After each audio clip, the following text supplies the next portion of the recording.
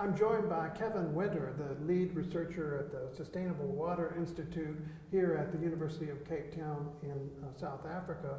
And Kevin, we were just talking about the current water crisis that the city's facing and the sort of teachable moment that that's presenting for other cities and other places around the world.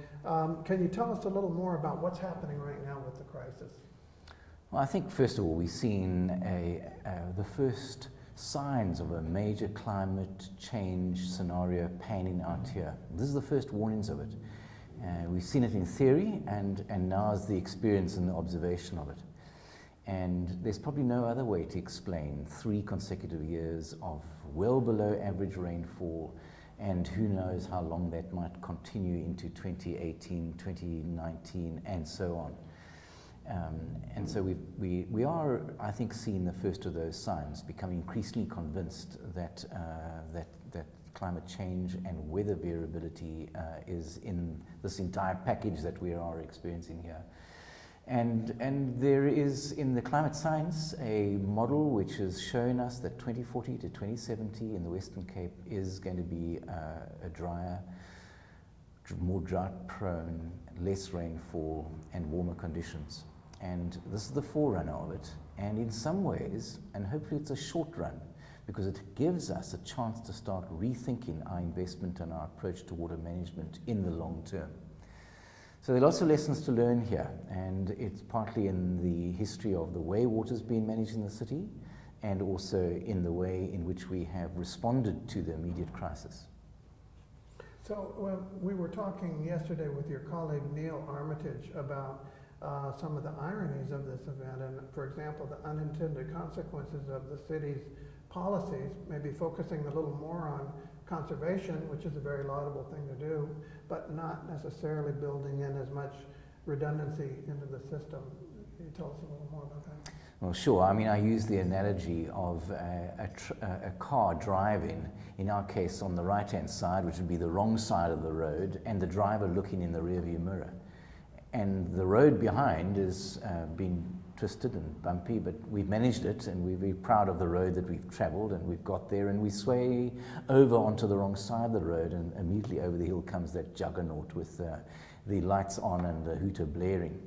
And the analogy is a very obvious one, because the success of the city's program in terms of its water demand management program has been lauded around the world. It's won awards for it, and it's achieved enormous amount, and at a low cost, relatively speaking.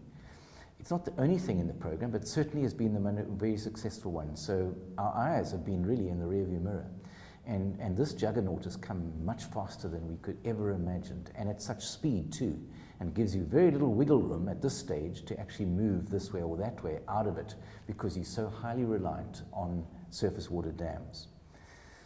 The city, by the way, and it's often been criticized that the city hasn't been investing in any water infrastructure, but we tend to forget that one of the major dams that was built over the last 10 years was the Berg River Dam, commissioned in 2004 and completed in 2008.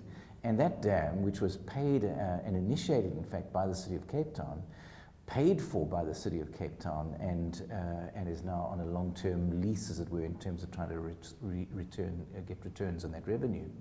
And then obviously in conjunction in that agreement with the Department of Water and Sanitation, who control all large supply systems in the country. So it's not true that they haven't been investing, and they did, and the considerable amount of investment also in the water demand management program. And all of that comes to nothing. It's almost the failure of looking in the rearview mirror and the success of the program in some ways that's led to the kind of position we find ourselves in right now. Well, one of the things I've heard is that a lot of the modeling and a lot of the metrics that have been used have been based on what, as you said, was the rearview mirror look. For example, the 1,000-year event, which is now maybe the 100-year event or the 50-year event, and so on. Is that part of the problem? Are we too reliant on our metrics?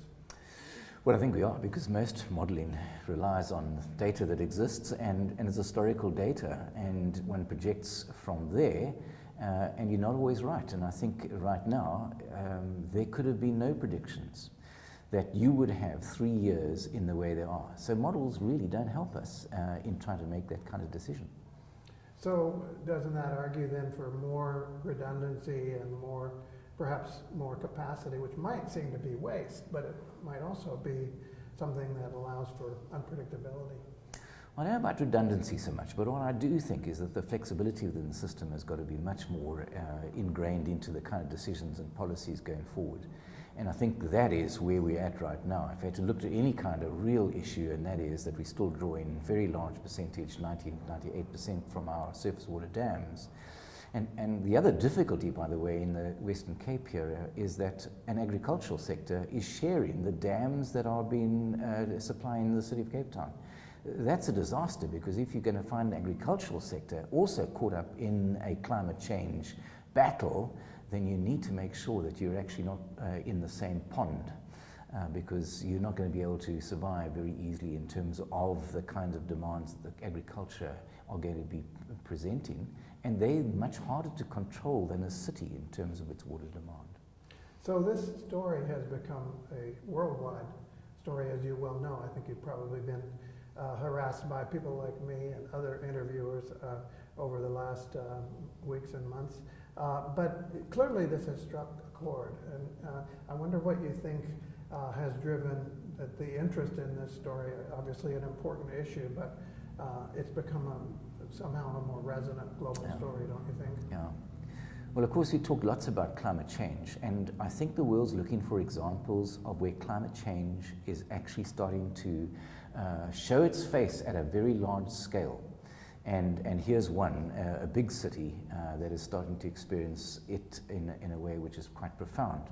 And it has affected other cities that have managed it quite well. So I'm thinking of Sao Paulo, for instance, more recently, and also Rome in 2016, 2017.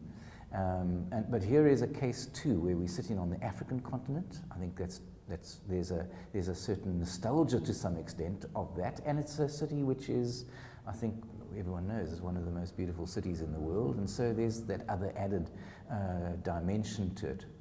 The other interesting thing about it is that it's very different from Sao Paulo and Rome and many other cities. It's a city that is sitting with tremendous conflicts in terms of access to water resources, of rich and poor living side by side, and it's really interesting to see how that's going to pan out. You can't superimpose the Perth or the Sydney or the Brisbane model on it, or even the Parisian model on it in terms of how we deal with this disaster.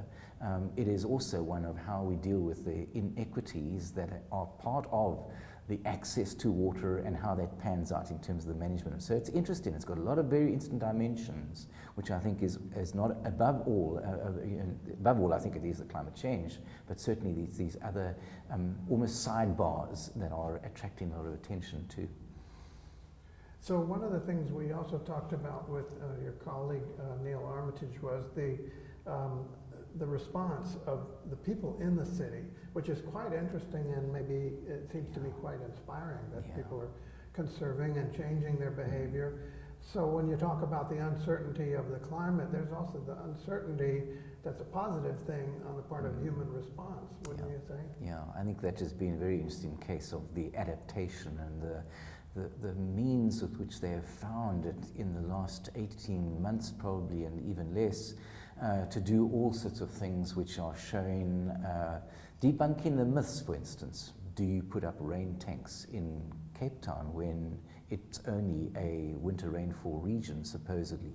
And I think people have begun to be aware that in fact it does rain, even in the summer. You don't get a lot of rain, but you get enough to sometimes fill a tank. And I think that's very interesting in terms of that adaptation.